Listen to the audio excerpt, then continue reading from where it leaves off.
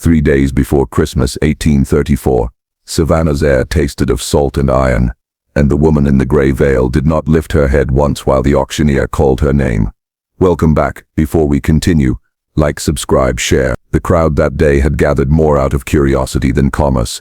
The winter sale at the Merrin & Kell auction house was supposed to close the season, liquidating the debts of the late Dr. Arlen's estate. Crates of books, jars of specimens, and surgical instruments still slick with rust were stacked in neat, unsold rows. The doctor had been known for his experiments, though few in the city could say exactly what sort. Most buyers had come for the furniture. Only one lot remained unclaimed. Lot 47. Female, age approx 28.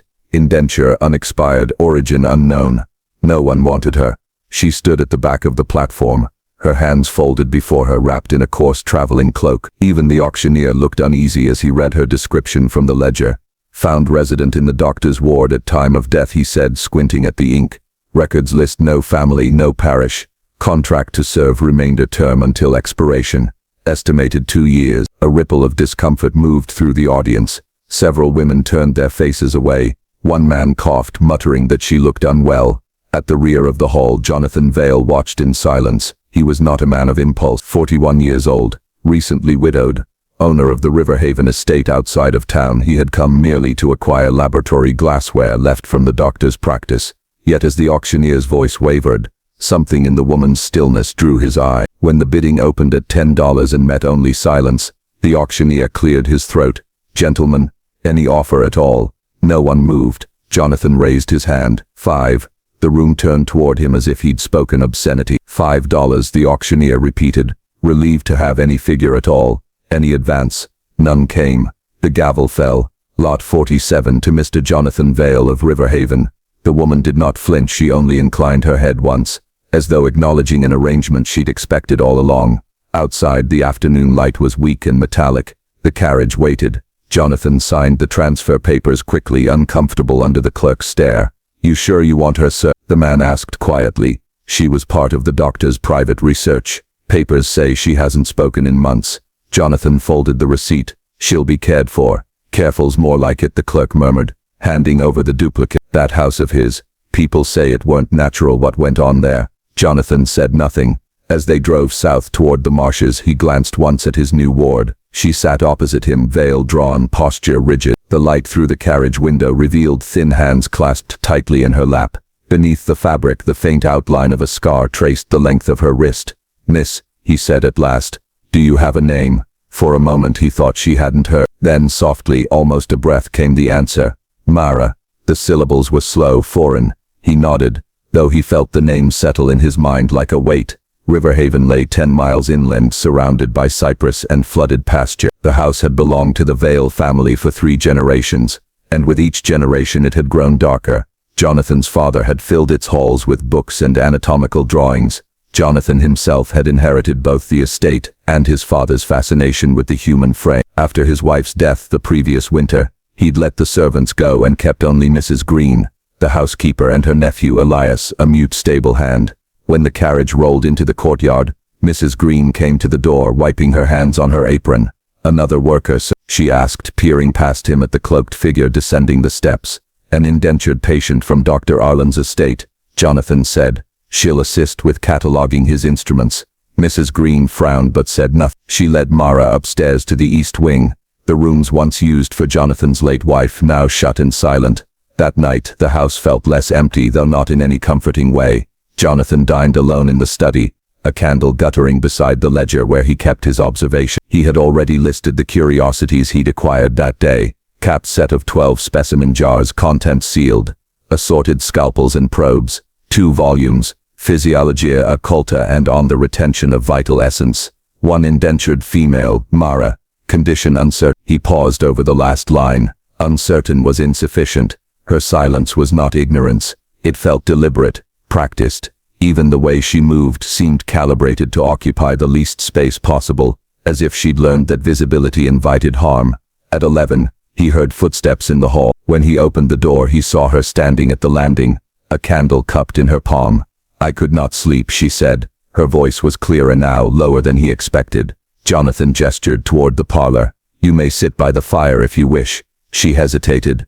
then entered. The flame's light revealed her features for the first time. Pale skin tinged gray, eyes a color he could not name, neither green nor brown, but something muted, reflective. "Were you truly Dr. Arlam's patient?" he asked. Her expression did not change. "He called me an experiment." Jonathan felt the back of his neck prickle. "In what sense?" Mara lifted her sleeve to the elbow. A thin line of stitches ran along the inner arm, neat and old. He said he wanted to see if the spirit could be contained. He said every human illness was a form of escape. The body tries to free what the mind cages. She looked up at him. "Then, he failed." Jonathan exhaled slowly. "And you?" The way she said it made him feel she was describing something far more terrible than survival. After she returned to her room, he sat before the fire until dawn, rereading the doctor's journals. Among the brittle pages he found a single notation dated November 1834, demonstrates preservation beyond control group, vitality sustained without decline, recommend continued isolation. There was a small smear of dark residue across the margin, as though the pen had broken. He closed the book. Somewhere upstairs a floorboard creaked. The following morning, Miss Green reported that Mara had risen before dawn and gone to the gardens. When Jonathan found her there, she was standing among the frost-whitened herbs, bare-handed, tracing patterns in the soil. "These were planted by your wife," she said without turning. "How do you know that?" "The roots remember." Her fingers pressed into the earth. Beneath the surface, a faint warmth pulsed. He could see vapor rising where her skin touched the ground. Jonathan took an involuntary step back. "You're bleeding," he said, noticing the thin red lines on her palm. She looked at them as if puzzled. "It always does that when I wake it." He stared at her. "Wake what?" "The house," she said simply. "It slept while you mourned. But things that sleep too long grow hungry." The wind rose through the cypress trees, carrying the scent of salt from the marsh. For a moment, he thought he heard a whisper beneath it, something like a sigh. Mara stood, brushed the dirt from her hands, and turned toward the house. "He opened something he could not close," she said over her shoulder. "And now it's yours." Jonathan watched her walk back up the path, her gray veil stirring in the cold air. Behind her the soil she had touched steamed faintly, as if something beneath it had begun to breathe again. He felt then that Riverhaven had changed, that the moment he signed the papers at the auction, he had purchased more than a woman. He had purchased inheritance, debt, and consequence. The morning after the auction, a heavy mist hung low across the marsh. The cypress trees appeared like gray sentinels, and the estate itself, Ashwood, as the locals called it, sat half consumed by fog and memory. Elias Vane awoke before dawn, though he had not truly slept. The woman's face lingered behind his eyelids, pale as parchment, her expression a strange mixture of exhaustion and expectation. He had intended to send her to the quarters once they arrived the night before, but something about her silence unsettled him. The others, servants, stable hands, the overseer's wife, had looked at her the way one studies a dangerous relic. She had walked through them without a sound, her eyes fixed straight ahead, as though she already knew the layout of a place she had never seen. Elias poured a measure of brandy into his coffee, and stared at the open ledger on his desk. The numbers blurred. Somewhere beyond the open window, frogs croaked in the swamp. The smell of iron and wet earth drifted in. Her name, he noted, was written in an old, elegant hand. Maribel Thorne. Beneath it, a brief annotation. Indentured, 7 years, medical training, no known relations. Then a single line crossed through the name of her previous master with no reason recorded. That omission troubled him more than he wished to admit. At breakfast, Miss Collier, the housekeeper, approached hesitantly. "Sir," she began, "the new woman hasn't eaten. She's in the herb shed, sorting glass bottles." "Who sent her there?" "No one, sir. She went of her own accord." He frowned. "Fetch her here." But when Miss Collier returned, she looked unnerved. "She said she'd come when she's finished measuring. She said the air in the house isn't clean enough yet."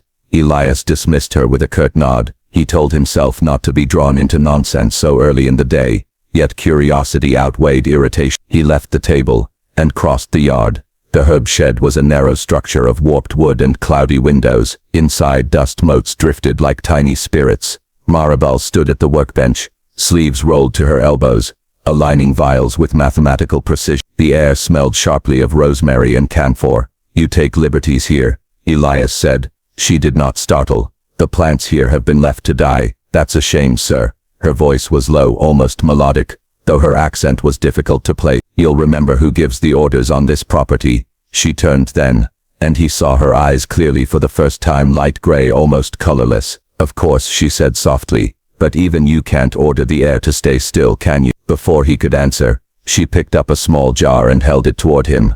Inside was a pale root, twisted and knotted. This was growing under the back step.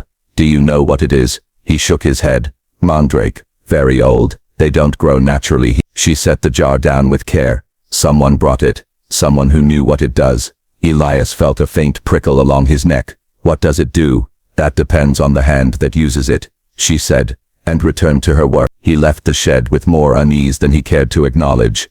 That afternoon, he searched the archives kept in the study, a collection of deeds, letters and bills of sale stretching back nearly a century. Ashwood had been in his family since 1789, passed from one vein to the next. The records were orderly, except for one section that seemed deliberately disturbed. Pages torn, names inked out, margins blackened. Among them, he found a ledger dated 1821 bearing a faint but familiar signature, Dr. Corbin Thorne. The surname struck him cold. He turned the pages carefully, and there, in faded brown script, was a notation about medical apprenticeship and field observations conducted under consent. The handwriting beneath it, his father's, had struck through the line and added, "Experiments to be terminated. Too costly." Elias leaned back in his chair, pulse quickening. The Thornes were not a family he knew, yet the coincidence of name and profession could not be ignored. He looked again at the entry for Maribel Thorne. Medical training, no known relation. That evening, rain began to fall, a slow, relentless drizzle that turned the fields into mirrors. The storm arrived without thunder, only an insistent whispering against the shutters. Elias found Maribel in the same place, still working with herbs by candlelight. She did not appear to notice the cold. "You've been here before, haven't you?" he asked quietly. Her hands paused. "Not in body, no, but I know the smell of this house, the decay of the walls, the way the wood remembers certain things." He stepped closer. "What thing?" "The people who've been bled here, the ones who didn't die quick." For a moment, neither spoke. Only the drip of rain on the roof filled the space. "Do you mean the patients my father kept?" She smiled faintly, though there was no warmth in it. "Patient, that's a kind word for what was done here." He felt anger rise,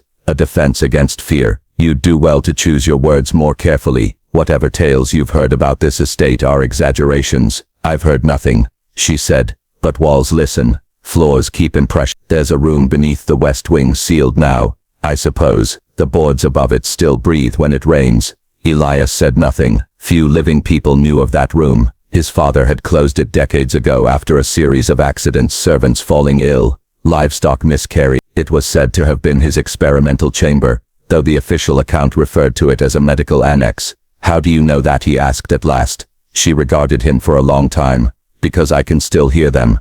The ones who were promised healing, and received something else." He stared at her, searching her face for mockery, but found only calm certainty. Her hands, he noticed, were scarred across the palms as if burned or cut repeatedly. Elias dismissed her, and returned to the main house, but her words clung to him like the damp air. That night he dreamed of his father's study, the scent of iodine and hot metal, the scrape of glass on glass. When he awoke, his heart hammered in his chest, and the faintest echo of a voice whispered from somewhere below the floorboards. At breakfast the next morning, Mrs. Collier reported that the animals had refused to eat. The horses stamped and snorted all night, and the dogs would not enter the kitchen yard. Elias tried to dismiss it as storm agitation, but he noticed that even the servants avoided the shed now. When he asked why, they said the smell of rot had begun to seep from beneath the door. He went himself to inspect it. The scent was indeed there, a metallic earthy odor like old blood. Inside, the shelves were tidy, but on the workbench lay something new, a small folded note, his name written across it in elegant script. The ledger beneath the stairs, that was all it said. He spent the rest of the day unable to concentrate. Each room seemed to hum faintly, as if vibrating at a frequency below sound. When dusk fell, he lit a lamp and went to the grand staircase. The second step from the bottom creaked more than the others, a flaw he remembered from childhood. He knelt and felt along the underside until his fingers brushed cold metal. A latch released and a shallow compartment opened. Inside was a leather-bound volume wrapped in oiled cloth. The ledger smelled faintly of camphor and decay. He opened it and felt the air in the hallway change, heavier, colder. The handwriting was unmistakable, his father's, but the contents were not financial accounts. They were notes, clinical observations, Dates, outcomes. The first entry. Subject A. Maribel T. Age 19. Dosage. Result. Respiratory failure. Elias froze. He turned the page. Subject revived after 23 minutes. Motor control impaired. Memory partial. Tissue discoloration persistent. He stopped breathing. The next lines blurred, but he forced himself to read. Compound stabilizes the body but arrests certain functions. The subject retains awareness. He let the book fall shut. Somewhere outside, the rain had stopped, yet he could still hear dripping. The sound seemed to come from within the walls themselves. When he finally looked toward the window, Maribel stood in the courtyard below, gazing up at the house. The gray light of evening clung to her skin like frost. She raised one hand slowly, not in greeting, but in reminder. Elias closed the shutters. That night he locked the ledger in his desk, though he knew it was useless. Whatever his father had begun, it had not ended with him. And the woman, whatever she was, had returned to collect what was owed. Ashwood held its breath for 2 days after the discovery of the ledger. Elias moved through the halls as if the walls themselves listened. Every room had taken on the hush of a sick room. Curtains drawn, two-sits muffled, the scent of damp plaster thick in the air. The book remained locked in his desk, yet he felt its weight everywhere, as though it was still open before him, whispering from the paper. Maribel went about her work without being seen. The servant spoke of her softly now, the way one might speak of a saint or a contagion. Miss Collier swore she saw the woman walking the veranda at midnight with a lantern that gave no light. One of the boys claimed he heard her singing in the language of the dead. Elias told them to keep their nonsense to themselves, but when he lay down at night, he found himself listening for the same sounds. On the third evening he yielded to what had been haunting him since reading the ledger. He fetched the key from his desk and crossed the courtyard to the west wing, where the boarded door waited behind stacks of disused furniture. The boards were warped from humidity. When he pried them away, a sour smell rolled out. Earth, mildew, something else beneath. The stair that led down was narrow and slick with moisture. His lamp sputtered as he descended. The chamber below was smaller than he remembered from childhood rumor. Stone walls sweating with condensation, shelves crowded with jars of cloudy fluid. At the center stood a long table draped with a yellowed sheet. Elias drew the cloth aside. Metal instruments gleamed faintly. Hooks, saws, clamps, arranged with grim precision. Among them the glass syringes, still capped, their barrels clouded by residue. He traced a finger across one and found it etched with the initials CT. A thin book lay open on the side table, the ink smeared by water but still legible. The last entry, dated July 1834, was written in a different hand. Finer, surer, compound stabilized, subject retained form but not decay, memory uncertain, containment necessary until equilibrium confirmed. He closed the book and became aware of a faint sound, a rhythmic drip, like slow breathing. Turning, he saw that the far wall had cracked, revealing a dark seam. From it oozed a thread of black liquid that smelled of iron. He lifted the lamp. The crack widened almost imperceptibly, as though something within flexed against it. "Mr. Vane." The voice came from behind him. He spun, nearly dropping the lamp. Maribel stood on the steps, her face half lost in shadow. "You shouldn't be here," he said, his voice rough. "Nor should you," she replied. "Yet here we are, both called by the same thing." He steadied himself. "You knew about this room. I was made here." Her tone held no drama, only fact, not born made. "Your father began the work, but it was your name that sealed the record." "That's impossible." "Is it? You've read the ledger. You saw the entries, Subject A. Maribel T. They thought I died. For a moment I did." She stepped closer, the lamplight catching the faint marbling beneath her skin, as if some pale mineral lay beneath the flesh. But the compound changed what dying meant. Elias felt the air tighten around them. "If what you're saying is true, it's true enough that you keep seeing me even when you close your eyes." She reached out and touched the edge of the table. Her fingers left no print on the dust. He thought he could extract the essence that separates life from death, weigh it, measure it, preserve it, but he was clumsy. He made something that remembers pain but not rest. "You remember everything." "Enough."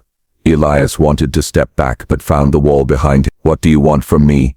"Nothing owed," she said softly. "Only acknowledgement. The work isn't finished. You opened the room, you must close it properly." She turned toward the cracked wall. "It's leaking again. When it opens, others wake." The words seemed absurd, yet the sound, wet stone shifting, made his heart pound. "Others, they were experiments before me. Failures, half-made things your father buried behind the bricks."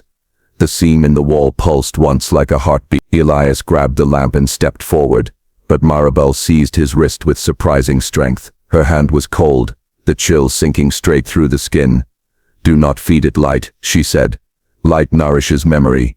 He hesitated, then lowered the lamp. The dripping ceased. "Seal it," she whispered.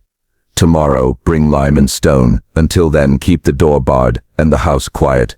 She turned to leave. "Wait," he said. "If you were his subject, how are you here, alive?" She paused on the step. "Alive is a word the living made for their comfort. What I am has no word." And she was gone. The next day dawned with a white sun and air so heavy it pressed the lungs. The servants avoided the west wing entirely. Elias sent them to the fields under pretense of inventory, then returned alone to the lower chamber carrying a bucket of lime wash and mortar. The crack had widened overnight. From it seeped a faint vapor that smelled of salt and something sweetly corrupt. He tried not to look into the darkness beyond, but thought he saw, just once, a movement, something retreating, boneless and deliberate. He worked for hours, walling the seam, coating it until the blackness disappeared beneath white paste. When at last he stepped back, his arms trembled. A faint tremor passed through the floor, then silence. As he turned to leave, he noticed new writing on the table's edge, etched into the wood as if by a hot wire. "It remembers." He dropped the lamp, shattering the glass. In the flickering glow before the flame died, he thought he saw Maribel's reflection in the steel instruments, her face serene, almost pitying. That night the fever began. Elias woke drenched in sweat, mouth tasting of metal. The ceiling above him rippled like water. From the courtyard came the cry of an animal cut short mid-sound. He stumbled to the window. The horses were gone, the stable door hanging open. At the far edge of the field he glimpsed movement, figures, pale against the dark earth, gliding rather than walking. He lit every lamp in the house and sat in his study until dawn. When morning came, the fields were empty again. No tracks, no bodies, only the faint scent of lime drifting from the west wing. Maribel appeared at noon. She carried a tray of broth, though he had not asked for it. "You're ill," she said. "What are they?" "Echoes," she answered. "Nothing that can survive daylight, but night remembers what the day denies." He tried to rise, but his legs failed.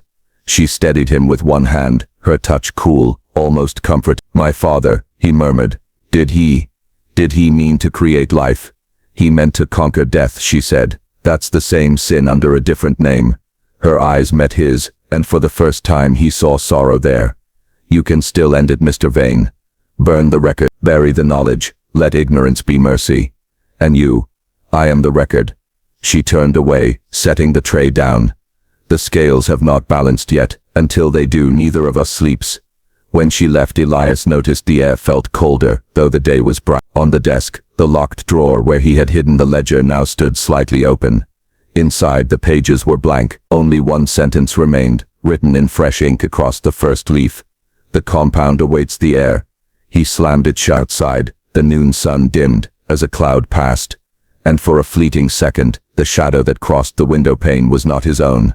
The fever did not break that night. He lay awake, hearing faint movements within the walls, a slow breathing that matched his own. When sleep finally came, he dreamed of the laboratory beneath the house, jars opening, pale shapes stirring, and Maribel standing among them like a priestess at communion. He woke gasping to find the candle beside his bed still burning, though he did not remember lighting it. In the pool of wax lay a small object, a piece of twisted root, still wet, the same kind she had shown him days before.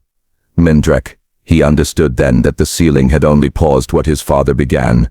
The compound was not confined to glass or it was in the soil, the air, the very wood of ashwood.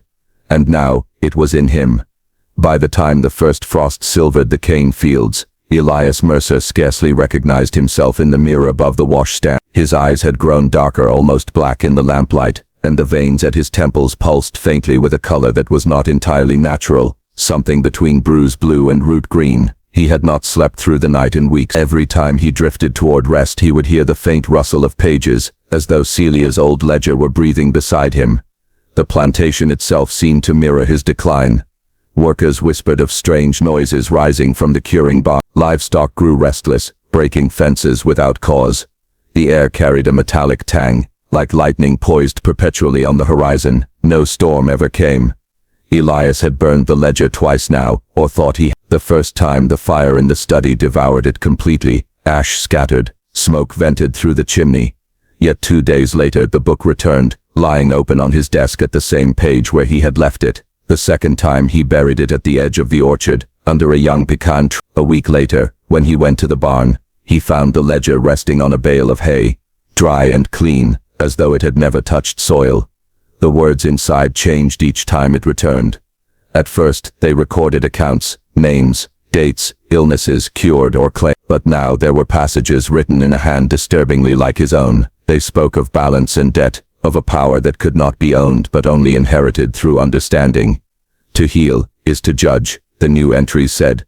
The one who carries the knowledge must decide what survives. Elias tried to convince himself he was writing these lines in some fugue of sleeplessness, but the ink was older than the pen on his desk. One evening, he rode out toward the slave quarters after hearing that one of the children had taken sick. He found the girl, May, lying listless in her mother's arms. The mother, Ruth, looked up at him with the hollow expectation of someone who has long stopped hoping for mercy. The child's fever was fierce, her skin glistened, breath rattling shallow. Elias reached instinctively for his satchel of tonics, but his hand froze. He felt something else, some new intuition rising in him, unbidden. It was not knowledge as he once understood it, not medical reasoning. It was more like hearing the subtle rhythm beneath the world's noise. When he placed his hand over the girl's chest, he could feel her heartbeat as part of a larger pattern, a pulsing thread connecting her to every living thing around them, the trees, the insects, even the slow churn of the river in the distance. The pattern told him what was wrong, not an illness of the body, but of imbalance. Ruth had been beaten by an overseer a week earlier. Her pain had bled into the child. Without thinking, Elias whispered the words that had appeared in the margins of the ledger. Let the scales find their center. A warmth spread through his palm, gentle but undeniable. The child's breathing eased. Ruth gasped and crossed herself. Within moments the fever broke. The girl opened her eyes, blinked and asked for water. The relief in the cabin was short-lived. The overseer, who had struck Ruth, the same man who had mocked Celia months ago, was found dead in his quarters the next morning. No wound, no poison, just a face twisted in terror, as though he had seen judgment approach from within his own reflection. Elias said nothing, but the connection was too clear to ignore. Whatever he had invoked in that cabin had not been healing alone. It had been the full measure of the scales Celia once spoke of. The following days blurred into feverish experimentation. Elias tested the boundaries of the power inside him, restoring a crippled mule, curing rot in a patch of cane, closing a wound on his own arm within hours. Each success brought a price. For every act of mending, something nearby would fail. A window pane would crack, milk would sour, a field hand would fall ill with sudden chills. The scales, it seemed, never moved without demanding balance.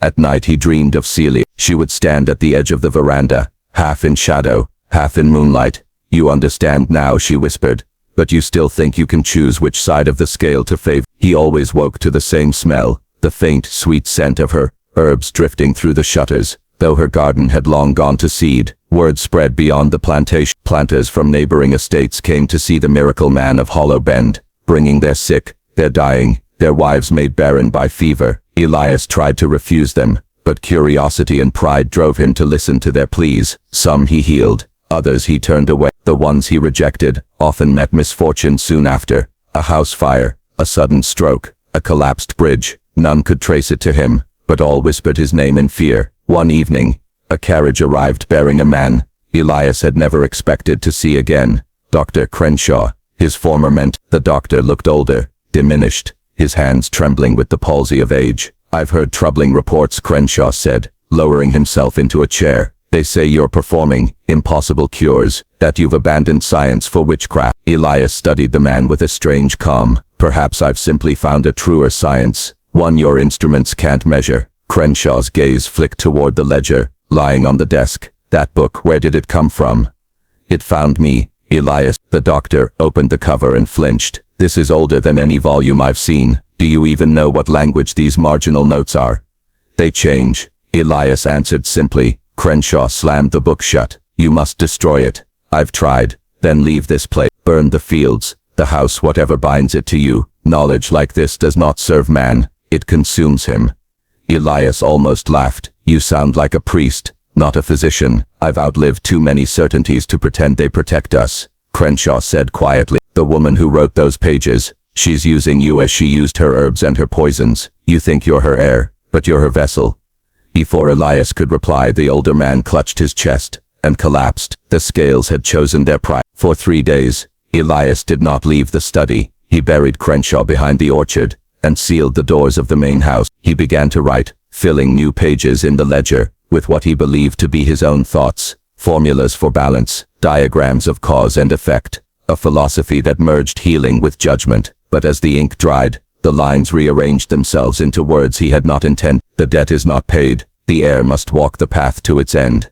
Outside, the cane fields blackened as though frost had burned them from within. Workers fled. By winter's edge, only a handful remained. The plantation was silent, except for the crows gathering on the chimney. Elias wandered the halls like a ghost, half believing the house itself breathed in rhythm with him. He began hearing voices behind the walls, whispers repeating his own name. Sometimes when he looked into the mirror, Celia stood behind him, her reflection smiling faintly. Though the room was empty, he understood, finally, what the ledger demanded. Celia had not sought vengeance for herself alone. She had created a vessel strong enough to bear the full weight of the scales. He was that vessel. The old order had fed upon the lives of others. Now it would feed upon itself. On the last night of December, snow fell across Hollow Bend for the first time in a decade. Elias sat at his desk, pen poised above the final blank page. The ledger glowed faintly, light pulsing like a heartbeat. He wrote slowly, deliberately, as though taking dictation. Every empire built on suffering must one day measure what it has taken.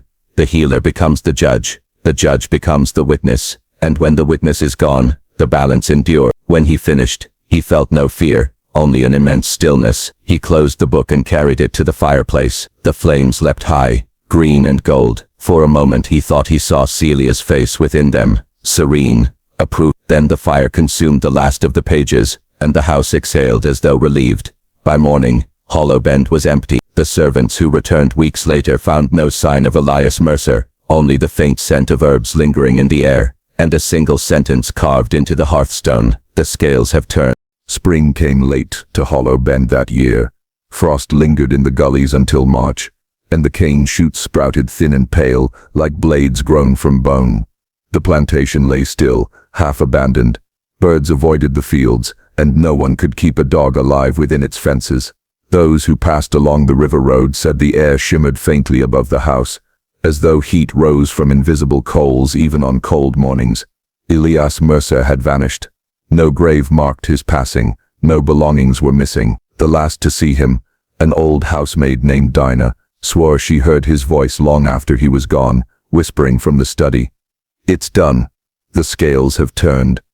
When the new magistrate came to inventory the estate, he found the property curiously altered. The locks were fused shut, the walls damp but unrotted, and the hearth bore that single carving, etched cleanly as though by a surgeon's knife. The scales have turned. They sealed the main house and sold off the land at auction. Few bid. The buyers who did try to settle there never stayed. One fell ill within a week. Another's crops withered to dust. By the 4th year, the estate was left to the kudzu and the wind. In 1889, long after the war and Reconstruction, a group of scholars from Savannah College came to Hollow Bend. They were historians, drawn by the rumor of a vanished physician who had experimented with biomagnetic treatments before the war. Among them was Dr. Helen Poitier, a young ethnographer with an interest in African folk medicine. The group set up camp beside the river and began cataloging what remained. They found bottles sealed with wax, strange diagrams etched into the cellar walls, and in the attic, wrapped in linen, the half-burned spine of a book. Elias's ledger. The pages that survived were brittle, but the ink still legible. Helen spent nights under lamplight transcribing it, fascinated by its mixture of medical procedure and moral philosophy. She wrote in her notes, "This is not merely a record of treatments, but a dialogue between two understandings of power, one colonial, one ancestral. Mercer speaks of the scales as though they were a living mechanism. His handwriting grows less stable as the text continues, yet the logic sharpens. He believed himself not cursed, but chosen." Helen became obsessed. She read local accounts, interviewed freedmen who remembered their grandparents' tales. They spoke of a healer named Celia, who had cured the sick and punished the cruel with the same steady hand. One old woman told her, "Miss Celia ain't die. She just changed house. Moved into whoever was needing justice most." Helen recorded the story but dismissed it as metaphor. Yet as weeks passed, she began to dream vividly of a woman standing in moonlight with eyes that held no whites, only mirrored darkness. The woman would speak in a voice like wind through reeds. "To study me is to inherit me." By midsummer, the team's morale had broken. Equipment rusted overnight. Photographs blurred no matter the exposure. The lead archaeologist fell from a ladder and broke his neck. Helen found herself alone in the house, writing by candlelight. The words came faster than her own thoughts, flowing in a style not her own. The ledger was never destroyed. It migrates through ink, through blood, through intention. The balance seeks a mind willing to bear it. She realized with a cold certainty that the symbols carved on the hearth were repeating themselves on her own notebook margins, unconsciously drawn by her hand. When she tried to stop, her fingers trembled until she relented. On the seventh night she lit every lamp in the study, determined to finish her transcription and leave by dawn. As she turned the final page of the fragment, she saw something that made her breath catch: her own name, written in the last surviving line of Elias's hand. "When the scales turn again, the witness will be Helen." The candlelight flickered. The air grew heavy with the scent of rosemary and iron. From the corner of her vision, movement, just a shadow, yet shaped unmistakably like a woman stepping forward. The floor creaked softly. Helen whispered, "Celia." No answer, only the rustle of pages. Then the lamps went out. 2 days later, workers from a nearby farm found the camp deserted, tents half collapsed, equipment rusted, and in the study a single candle burned to the wick beside an open journal. The last entry read, "The house breathes. It remembers every act of cruelty and every mercy. It waits for those who measure without compassion, to weigh them in turn." Helen Poitier was never found. Her colleagues assumed she had drowned in the river or fled after the accident. The college closed the file quietly. Superstition did not suit academic reports. Decades passed. The war came and went again, and the story of Hollow Bend became a regional ghost tale. Children dared each other to approach the ruins, to touch the stone hearth, said to still hold the inscription. Most never did. Those who tried claimed their shadows lagged behind them as they ran. In 1953, the state declared the site a historical preserve. Restoration crews cleared vines, rebuilt walls and catalogued remaining artifacts. Among the items sent to the county museum was a box of documents sealed in wax. The curator noted a peculiar fragrance, dried herbs, faintly medicinal. Inside were transcripts of Helen Poitier's research, her field notes and a single fresh page. Its paper far newer than the rest. The ink was still damp. The handwriting alternated between Helen's and Elias's. The balance persists.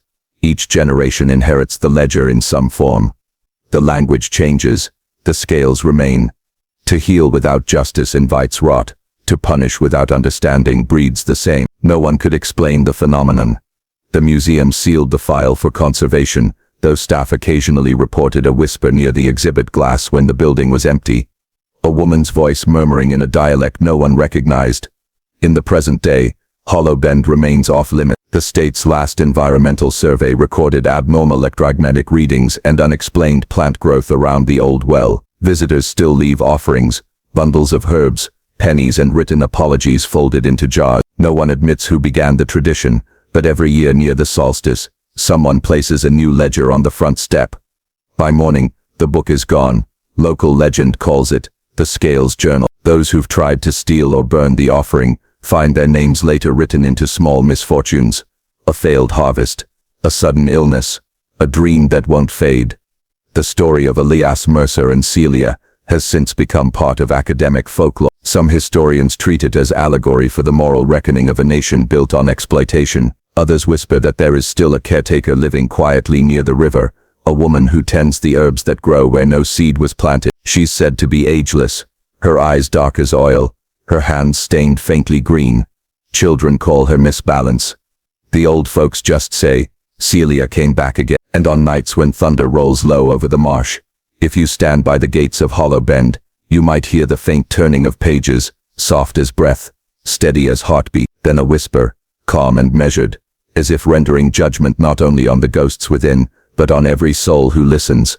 The scales remember, and they are never done counting. The Hollow Bend Historical Restoration Project began quietly in the spring of 2009, funded by a private foundation that listed no board members, only a P.O. box in Savannah. The stated aim was to digitize the remaining papers of Elias Mercer and Dr. Helen Poitier. Unstated but quickly obvious to the graduate researchers who arrived that April was that the foundation wanted to know whether the old legends had any factual core. The team's lead archivist was Dr. Marion Keene, 41, a historian of medical ethics, who specialized in early American pseudoscience. She had read Poitier's notes as a doctoral student and been unsettled by their mixture of anthropology and invocation. Her proposal to revisit the site had been declined by the university years before. When the foundation approached her directly, she hesitated for all of 5 minutes before signing on.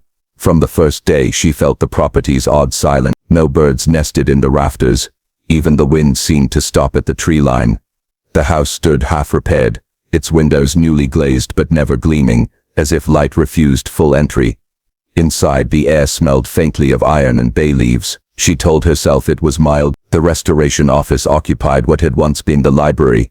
Boxes of Poitier's materials arrived from the county museum, under lock and seal. Marion unpacked them alone. Beneath brittle papers lay a small leather-bound notebook wrapped in oilcloth, far newer than the rest. A tag in the museum's cursive hand read, "Uncatalogued, possibly modern forgery." When she untied the cord, she found only one line on the first page, written in a fine black script. "To record is to participate." She smiled.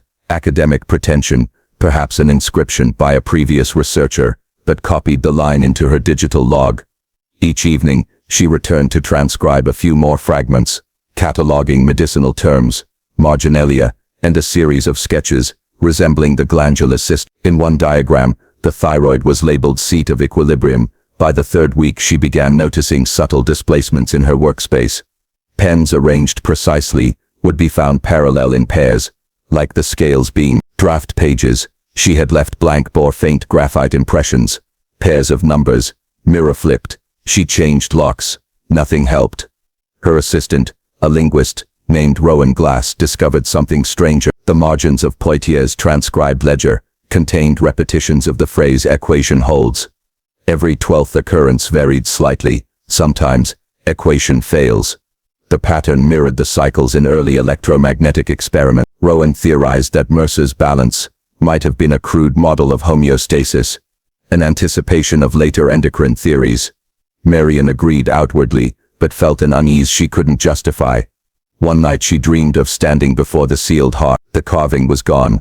In its place was an empty scale pan suspended by invisible chains. From somewhere above, a voice, neither male nor female, asked, "Which side are you recording for?" When she woke, the room smelled again of iron and herb. Her hands were stained faintly green, though she had touched no ink. In June, a storm flooded the lower archives. Among the soaked boxes was a roll of linen that had never been opened since. As staff unwrapped it to dry, a fragment of paper slipped free. Helen Poitier's handwriting unmistakable. "The next to read will be like me, drawn by reason, undone by balance. She will think herself objective until the ledger writes back." The rest dissolved in water, but Marion kept that line. She did not mention it to Rowan. Within days her speech patterns changed subtly. During interviews she would pause, tilt her head, and finish colleagues' sentences with unnerving precision. She began using the plural pronoun "we" when referring to her work. "We are recording faithfully. We are adjusting for error." Her field journal grew denser, words running together without punctuation, yet each morning she produced meticulous reports, lucid and professional. Rowan noticed that some of her terminology, correction, measure, recalibration, appeared both in her scientific papers and in Mercer's original notes. He asked about it once. She looked at him for a long moment, and said quietly, "Language seeks equilibrium. It always returns to its mean." By midsummer, electrical anomalies plagued the site. Instruments drained batteries within hours. Audio recordings captured faint harmonic tones, like two tuning forks slightly out of phase. Rowan, increasingly unsettled, arranged to leave. On his last evening, he found Marion in the library surrounded by candles, the old ledger open before her. She was whispering the same sentence over and over, adjusting emphasis as if testing resonance. "The healer judges. The judge healed. He tried to interrupt. She raised a hand without looking up. "It's not dangerous," she murmured. "It's instruction." Rowan left that night and never returned. The official restoration log records that Dr. Keene continued work alone until September 17, 2009, when she stopped answering messages. A groundskeeper found the library locked from the inside. Police forced entry. The room was immaculate. No sign of struggle, no body. Only her laptop remained open, displaying an unfinished catalog entry. It read, "Specimen, equilibrium ledger, condition, active." No further text followed. Yet investigators discovered something peculiar. Her fingerprint pressed into the wax seal of the old notebook, as if she had touched it while the wax was still soft. Forensic tests dated the impression to within 24 hours of discovery. The Foundation closed the project. The house was condemned again, but digital backups of Marion's files existed, stored on a university server. Months later, technicians reviewing the data noticed hundreds of additional documents that had not been uploaded by any user. They were formatted as journal entries, time-stamped precisely every 12 hours, continuing for 6 weeks after her disappearance. The tone of the writing shifted over time, from detached observation to something approaching liturgy. One of the last entries reads, "The scales do not seek justice, nor mercy. They seek closure. The living must be weighed by their record. We are both scribe and subject." When the IT department attempted to delete the folder, the entire drive array crashed. The replacement hardware failed twice more, before the files were quarantined on an isolated server, labeled Project Mercer, Poitiers Keene. Access requires dual authentication. Still, fragments occasionally appear in unrelated directories, repeating lines from all three writers merged into one composite voice. Today, Hollow Bend sits behind a locked gate. The county lists it as environmentally unstable. Locals say lights move through the windows on solstice night. Amateur ghost hunters post blurry footage online, pages fluttering on empty desks, monitors flashing words that vanish when replayed. No one stays past midnight. Those who have examined the surviving digital texts describe a strange algorithmic rhythm, sentences balancing in mirrored syntax, punctuation alternating like metronome beats. Linguists call it the equilibrium signature. It appears sporadically in unrelated archives, in museum metadata, even in medical transcription software. Always the same refrain: to record is to participate. Some think the phrase a joke planted by hackers. Others believe the ledger was never supernatural at all, merely contagious, a perfect idea self-replicating through the compulsion to document. But a few who have studied the code long enough begin to dream of mirrored rooms and a woman's quiet voice counting from 1 to 12, asking what must be weighed next. The rain returned on the evening of June 3, 1835, though no one could say from which direction it came. It was as if the clouds had formed directly above the manor, black and glutted with purpose. The housekeeper, Miss Abner, swore she heard the drops striking the windows before she saw any storm at all. "It's the house that draws it," she muttered, tightening the shutters. "It hungers for the wet." By then Dr. Alaric Venn, the estate's current owner and scholar of natural philosophy, had not left his study for 3 days. The servants spoke in whispers about what he was attempting, how he'd brought back crates from the cellar of the burned sanatorium at Briar's Hollow, each sealed with wax and labeled only with initials. Those who carried the boxes said they heard something moving inside, something that shifted with the rhythm of breath. In his journal for that day, found later in a warped drawer, Venn wrote, "The tissues refuse corruption. They drink the air. I cannot tell if this is preservation or rebellion. The ledger that came with the crates refers to them not as subjects, but as inheritances. Perhaps that is closer to the truth." He had begun referring to the collection as the Ledger of Flesh. It was a book bound in something coarse that chronicled each procedure conducted at the sanatorium during the 1820s, a mixture of medical record, confession, and scripture. The anonymous physician who authored it believed that disease was not external but moral, that each vice grew its own corresponding malady. Lust, he wrote, produced cysts near the heart. Pride calcified the spine, cowardice clouded the blood, and the cure inevitably was excision, cutting the sin from the body before it spread. Venn should have stopped reading there. Instead he turned the next page. To remove the root of corruption, the old doctor wrote, one must find a willing vessel, an opposite soul to take what is cut away. Balance is nature's law. That night Venn descended to the cellar laboratory, carrying a single candle. He had promised himself that he would only examine the artifacts, nothing more. But the rain hammered at the windows like an impatient audience, and the shadows in the cellar seemed to lean toward him as he entered. Eager, each crate contained something that might once have been human, each specimen wrapped in linen stiff with age. Some bore handwritten tags with words like fortitude, avarice, remorse.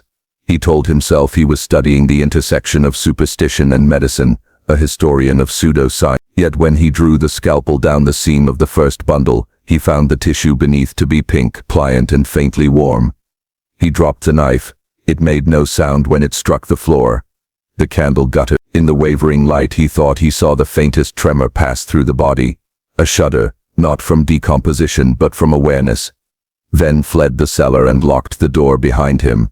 He did not sleep. When dawn came, he ordered the entire eastern wing of the manor sealed, claiming it was unsafe due to moisture damage.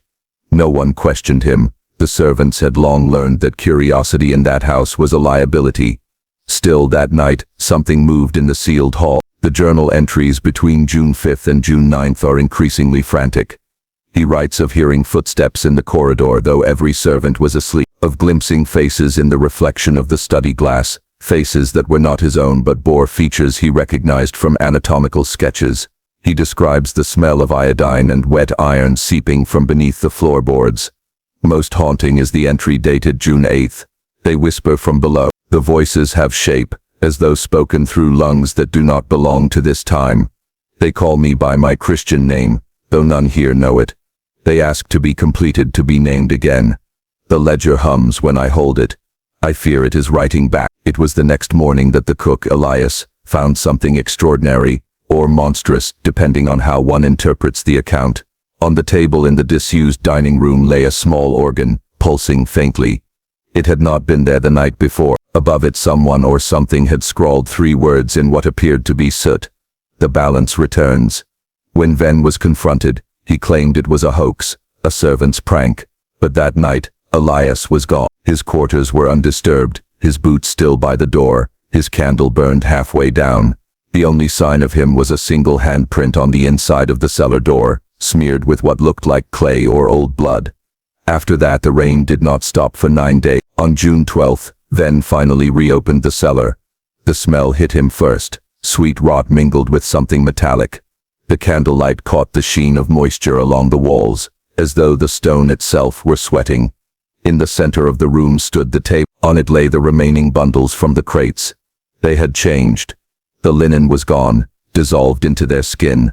What had been partial forms, torso, arm, fragment of jaw, were now whole, or nearly so. But they were wrong in proportion, too many ribs, too few fingers, their faces smooth as wax, yet rippling slightly when he spoke. The ledger demands equilibrium, one said, though its mouth did not move. You took the debt when you opened us, now you must restore it. Venn later described the experience as hearing his own thoughts, answered aloud by another brain. He felt his pulse in their voices. The scales, the balance, the endless equation of sin and cure. Suddenly it all seemed literal. He begged to understand. What am I meant to do? Finish the work, they replied. One life for one healed. You know the rule. He did know it. The old doctor's words, the opposite soul. That was the night he began writing letters to people who had wronged him. By June 20th, 3 of those letters were sent to a rival scholar who mocked his publications, to a banker who foreclosed on his father's property, and to a former assistant who had stolen his research notes years early. All 3 recipients died within the week, one from fever, one from heart failure, and one found drowned in a fountain, though he could not swim. Each time the bodies in the cellar changed. Their skin grew clearer, their eyes opened longer, and on their chests, in faint blue traceries like veins of light, appeared the names of the dead. Venn's journal stops briefly after that. The last coherent entry before the gap reads, the scales balance themselves now. I need only witness. But what balances? When his writings resume again, dated July 1st, the tone is that of a man both terrified and exalted. I see the truth. The ledger is no book but a covenant, an instrument of recursion. Each act of harm creates its twin, each mercy its shadow. I thought I could direct the balance, but it directs me. I am becoming ledger and flesh together. The servants began to flee the estate one by one, saying the walls whispered in their sleep, that the rain had a pulse. Mrs. Abner left her wages on the hall table and never returned. By mid-July only then remained. Neighbors passing on horseback claimed to see light flickering through the cellar grates long after midnight. Some said they heard chanting. Others said it sounded like many voices reciting a single prayer. When the authorities finally entered the house months later, they found every mirror covered, every clock stopped at the same hour, 3:11 a.m. On the study desk lay the ledger, open to a final unfinished entry in an unfamiliar hand. To heal the world, one must divide. To perfect the body, one must wound it. To achieve balance, one must become the scale. Below that in darker ink as though added later, the doctor weighs himself next. The rest of the account is pieced together from fragments, local letters, medical reports, gossip. The official story is that Alaric Venn vanished during a storm.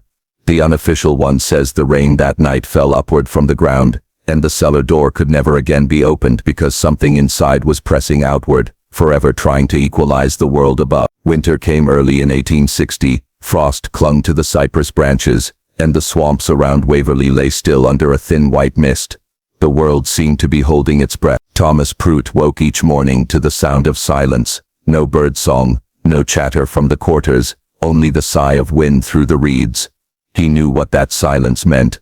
The old order was dying. Celia, now legally free, had transformed the plantation in ways Thomas could never have imagined. The rows of cotton still stood, but the hands who worked them no longer moved with the hollow obedience of bondage.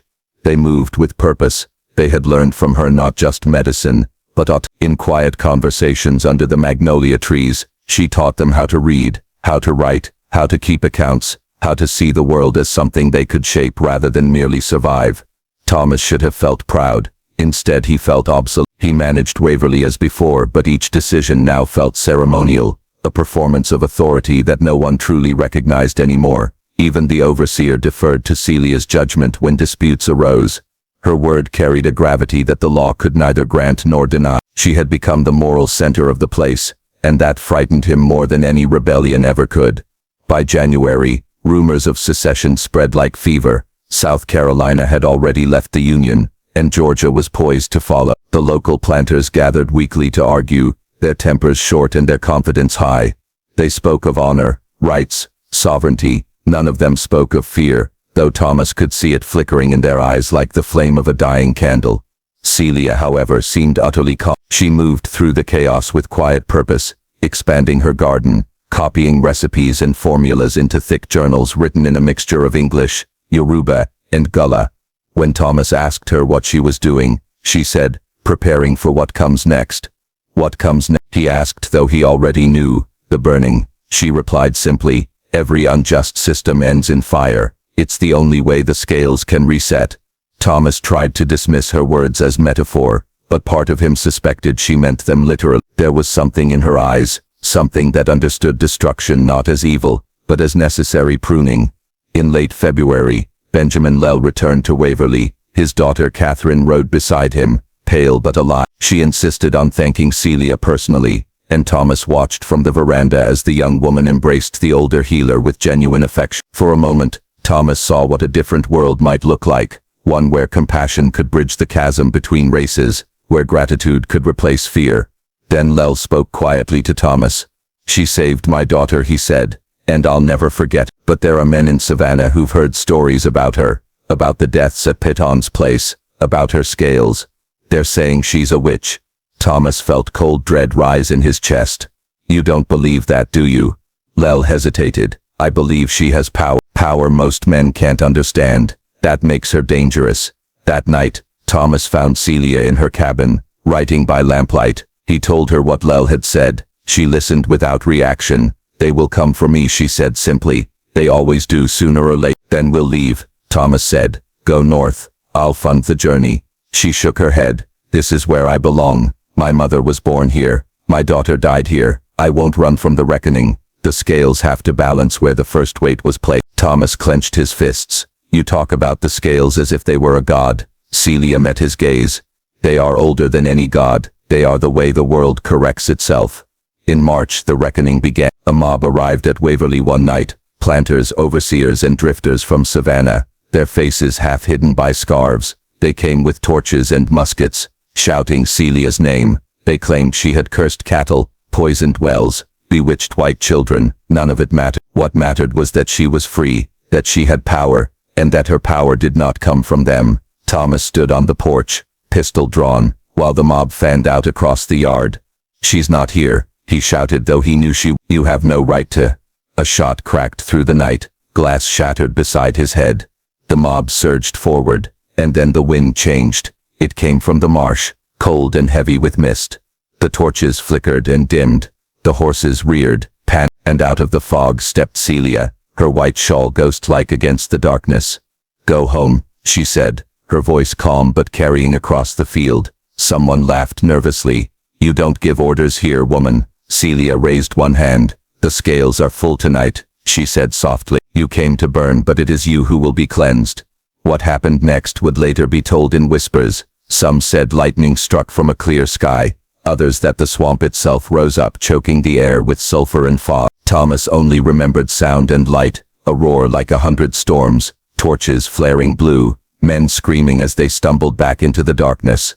When it ended, the yard was empty. The mob had fled. Only their dropped weapons and footprints remained. Celia turned to Thomas, her expression unreadable. "You tried to protect me," she said. "That means something." "What did you do?" he asked hoarsely. "Nothing that wasn't already set in motion," she said. "They brought their own fear with them. I just let it In the weeks that followed, Waverley fell quiet again. No one came from town. No one spoke of the night. The fields bloomed early that spring, and the river stayed high and clean. But beneath the surface, Thomas could feel the shift. The world was preparing to break. One evening, he found Celia standing by the old slave cemetery at the edge of the woods. She was placing stones on each grave, whispering names under her breath. "What are you doing?" he asked. "Balancing the scales," she said. "Each name remembered is a weight lift." "Will there ever be balance?" he asked. She smiled sadly, only for a moment. "Then the world tips again. That's why the work never ends." In April, Georgia joined the Confederacy. War was inevitable. Thomas received letters urging him to join the cause, to defend the Southern way of life. He burned them without reply. The Southern way of life had already died at Waverley, and he knew it. By summer, Celia's influence had spread beyond the plantation. Freedmen and runaways came from miles away to learn from her. Some called her a healer, others a prophet. A few whispered another word, avenger. She ignored all of them, and continued her work, calm as ever. On the first day of July, Thomas found a note on his desk, written in her steady hand. "The scales are moving again. The fire you feared is coming, not from me, but from men who think they own the world. When it reaches this place, do not resist it. Let it burn what it must. What survives will be clean." He never saw her again. The fields were overgrown, the cabins empty, the main house half collapsed from neglect. In the cellar among the mold and dust they found a box of journals written in a woman's hand, herbal formulas, medical notes and passages written in strange looping script. Historians later dismissed the journals as the eccentric writings of an educated slave, but those who read closely found something else, a philosophy of balance, of retribution and mercy intertwined. Some claimed the war itself had been part of her design, the final balancing of a nation's scales.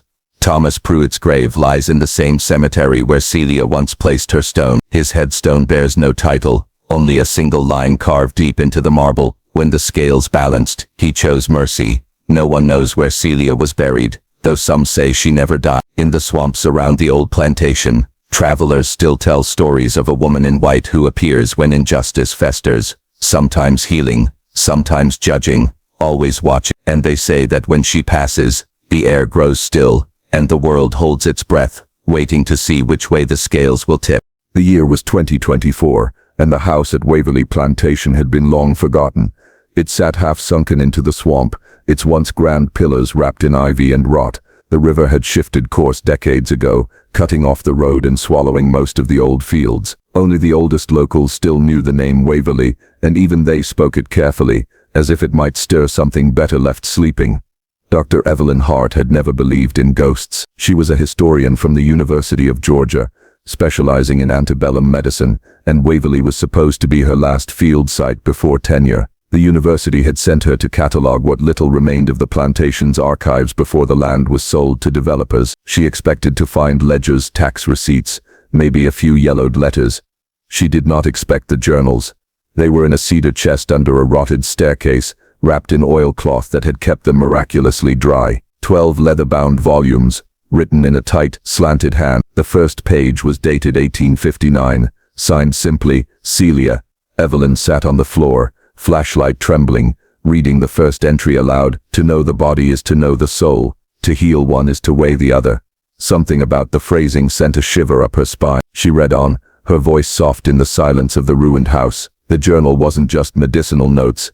It was philosophy, ethics, memory, names of plants mixed with names of people, lists of symptoms beside moral reflections, and again a single recurring phrase, the scale. Evelyn worked late into the night, translating Celia's archaic script. The deeper she read, the stranger it became. Some pages described healing techniques that predated modern germ theory, steam treatments, antiseptics made from herbs known only in West African tradition. Others seemed more like parables, stories of balance between cruelty and mercy, each ending with a name and a single word, balanced. By dawn she realized what she'd found was not just a personal journal, it was a record of judgment. When she brought the volumes back to the university, her department chair dismissed them as slave superstition, but Evelyn couldn't let them go. She began cross-referencing Celia's names with plantation records, newspaper archives and death registries. The pattern was unmistakable. Every person mentioned in Celia's journals, planters, overseers, traders, had died within months of the date listed beside their name. Some from disease, others from accidents so bizarre they sounded like curses. A man trampled by his own horses, another suffocated in a grain silo, another struck dead by lightning on a cloudless day. Coincidence, Evelyn told her, but the voice in her head, steady, logical, trained in evidence, was starting to waver. The closer she looked, the more the coincidences aligned into design. One entry stood out from the rest. The master has freed me. The law recognizes what the scales have already decreed, but freedom is not an ending. It is a burden, heavier than chains. When the reckoning comes, mercy will weigh against justice, and I must decide which hand to lift. There was no date, no signature, only a faint smudge at the bottom of the page as if the ink had been washed by tears or by rain. Evelyn flipped to the next journal, but the handwriting changed. The voice became colder, more detached. It wasn't Celia's anymore, it was Thomas Pruitt's. C has gone into the swamp. The house is empty, but sometimes at night I hear her voice in the wind. I tell myself it's memory. I tell myself it's guilt, but the scales have long memories, and I fear they will find me too. That was the last entry. By summer, Evelyn's research had consumed her. She stopped attending faculty meetings, ignored emails, barely slept. Her colleagues whispered that she was going native, lost in myth, but she kept reading, kept mapping the threads of Celia's influence. One night she uploaded high-resolution scans of the journals into an AI transcription program. She went to make coffee, and when she came back, the program was still running, but the text on the screen wasn't a simple transcription. It was rewriting itself, letter by letter. Balance must be restored. The cursor blinked, then again slower. The scales remember. Evelyn froze. She tried to shut down the program, but the command didn't respond. The lights flickered, and for a heartbeat, she thought she heard a woman's voice behind her whisper, "You read the names, now you carry them." The screen went black. When it came back online, every file on her computer was gone, except one, ledger. It contained a single column of names, new ones, historians, politicians, CEOs, people alive today. Next to each name, a word appeared slowly, as if being written from somewhere unseen, unbalanced. Evelyn told no one. She backed up the journals on a drive and locked them in her office. But strange things began happening. Emails she hadn't sent appeared in colleagues' inboxes, quoting lines from Celia's writings. A colleague who had mocked her in a seminar was found unconscious in his car from carbon monoxide poisoning. Survived barely. The police called it an accident. Evelyn didn't believe in accidents anymore. She stopped using her computer. She wrote her notes by hand, lit candles instead of lamps, yet even then she couldn't escape the feeling that she was being watched, not by people but by the weight of history itself. Every moral failure she ignored, every injustice she overlooked in her own life, seemed to echo back from those pages. It wasn't guilt, it was gravity. 6 months later, the journals vanished. Her office door showed no signs of forced entry. Only a single object remained on her desk, a rough stone, about the size of a palm, engraved with a symbol of 2 intersecting lines. A scale. That night she returned to Waverley.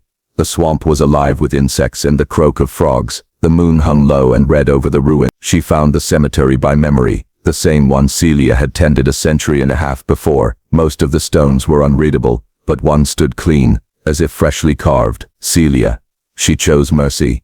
Evelyn knelt, her flashlight trembling. The stone wasn't there the last time she'd come. Someone had placed it recently. She heard the reeds move behind her, and turned expecting wind. Instead she saw a figure, tall, robed in white, face half hidden by shadow. "You read the journals," the voice said, soft but unmistakable. Evelyn's throat went dry. "Who are you?" The woman stepped closer. Her eyes caught the moonlight, dark and deep as the river. "Names don't matter," she said. "Only deeds, only balance." Evelyn tried to speak but no sound came. The woman raised a hand and pointed toward the house, now little more than bones of wood and stone. "The fire is coming again," she said. "You can't stop it, but you can choose how it burns."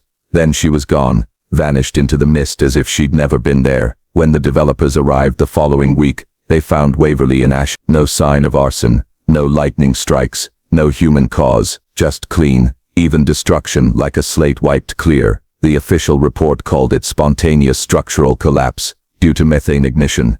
Unofficially, the locals had another explanation. The scales balanced, they said. They always do. Evelyn never returned to the university. Some said she'd suffered a breakdown. Others whispered she'd joined an activist group that exposed corporate corruption under the alias C. Hart. Every few months an anonymous email would appear in journalists' inboxes. Leaked documents, exposés, evidence of crimes. Each email ended with the same line: "Fear can change behavior, but understanding changes the heart." The signature. Today the land where Waverly once stood is a nature preserve. Visitors sometimes find small stones placed in pairs along the trail, one white, one black, perfectly balanced. And every few years, a researcher, a politician, or a CEO, who profited from injustice, finds an unmarked envelope waiting on their desk. Inside is a single slip of paper, no threats, no demands, only 3 words written in elegant, looping script. The river had changed again. When Evelyn returned to what was left of Waverly, she found the swamp glimmering with a low mist.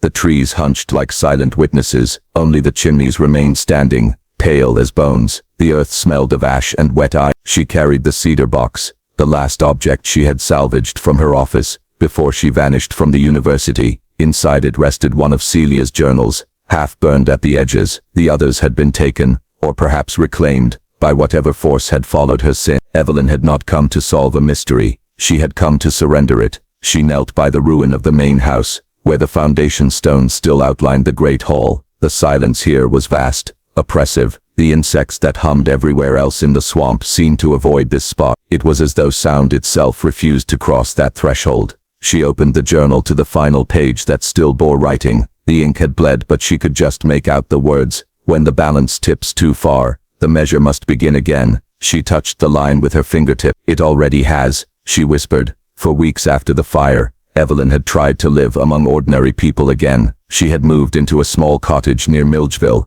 taught part-time, avoided news and technology, but it followed her quietly, patiently, through reflections and coincidences. Birds would fall silent when she entered a room. Coins rolled off tables to land perfectly balanced on edge. Once in a lecture, the projector flickered and showed an image she did not recognize. 2 hands, palms up, weighing light and shadow. The students thought it was a glitch. Evelyn knew better. The scales were awake again. She began to notice other signs. In the archives, news clippings surfaced about sudden reversals of fortune, bankers undone by mysterious audits, judges resigning overnight, a senator confessing to crimes no one had accused him of. No connection between them except for the symbol that appeared on anonymous letters. A faint circle bisected by a single line, the same mark carved on the stone she'd found at Waverly. Now she traced that symbol into the ash with a stick. It seemed to shimmer faintly, as if the soot recognized her touch.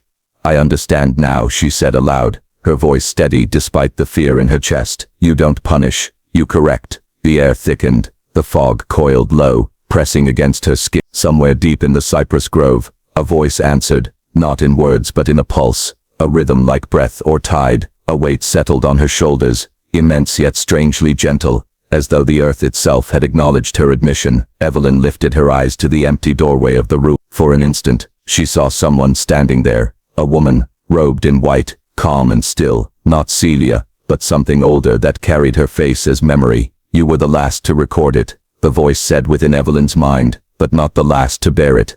Evelyn swallowed. Then what am I supposed to do? The figure raised a hand. Remember, teach them the measure. The scales are not vengeance. They are conscience, given form. If they forget, it must begin again. Evelyn nodded slowly, and when I'm gone, the wind stirred, whispering through the reeds. Then another will weigh in your stead. By morning the mist had lifted. She found herself alone again, the air filled with birdsong. The ruins looked ordinary now, burnt wood, collapsed stone, nothing, yet the ash where she'd drawn the symbol remained undisturbed, perfectly defined despite the breeze. She packed the journal away and walked back to her car. As she started the engine, she caught her reflection in the rearview mirror, and for a split second, her eyes were not her own. They were darker, deeper, reflecting something immeasurable. She smiled faintly. Balance, she whispered, and drove away. Months later, Evelyn reappeared online, not as a scholar but under a new alias, the archivist. She began posting scanned pages from obscure 19th century notebooks,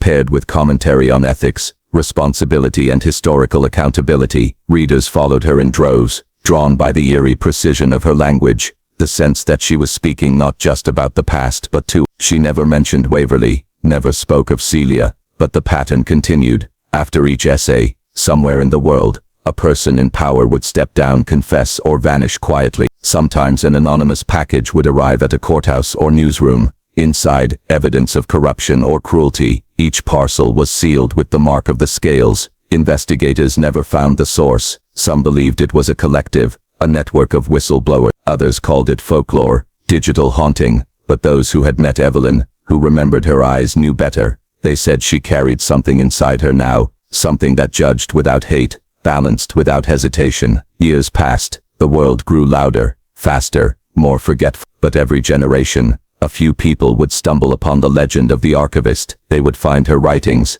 archived across old servers and copied by hand into notebooks. They would recognize the strange calm in her words, the gravity beneath the prose. And when their own conscience grew heavy enough, when guilt pressed too hard upon the mind, they would whisper a single sentence as prayer or plea. May the scales find me. Those who were ready felt only release, a lightness, as if something unseen had lifted the weight and distributed it evenly into the world again. Those who were not simply disappeared. In 2084, long after the last physical copy of Celia's journal had decayed to dust, a graduate student named Mira Okafor discovered a digital file misfiled in an ethics database. It contained only one paragraph of text, dated from Evelyn's account. Mercy is not forgiveness, it is awareness. To see both sides at once, to act without pride, to know that every cruelty tilts the world and every kindness restores it. The file ended with coordinates, latitude and longitude, leading to the center of what had once been Waverley Plantation. Mira went there. She found nothing but water and reeds, but when she threw a pebble into the swamp, it did not sink. It floated for a long time, balanced perfectly on the surface before the ripples took it. She smiled, sensing she was not alone. Something unseen measured her, curious, not cruel. Then softly the water swallowed the stone. She whispered into the humid air, I understand. The wind rustled through the trees like an exhalation, and for a moment, the world felt alive. If you ever come across a symbol, two intersecting lines within a faint circle, drawn into the dust on your window, or appearing in a forgotten file on your screen, don't panic, don't run. Ask yourself what you've weighed lately, what you've hidden, what you've done to restore balance. Because the scales don't judge the living and the dead separately, they weigh them together, and they remember.